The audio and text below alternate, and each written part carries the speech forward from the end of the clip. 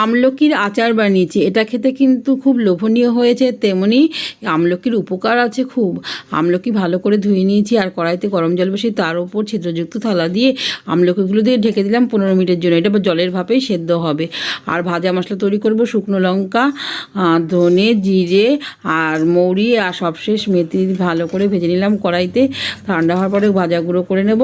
আর আমলকি আটি থেকে ছাড়িয়ে নিলাম এই কোয়াগুলো। আর এদিকে তেলের মধ্যে হিং ফোড়ন দিলাম। তেল গরম হওয়ার পর তারপর আমলকিগুলো দিয়ে নেড়েচেড়ে 1 চামচ ভাজা মশলা দিলাম, দিয়ে নাড়াচাড়া করার পরে সাদা নুন আর বিট নুন দিলাম, এতে টেস্ট হয় ভালো।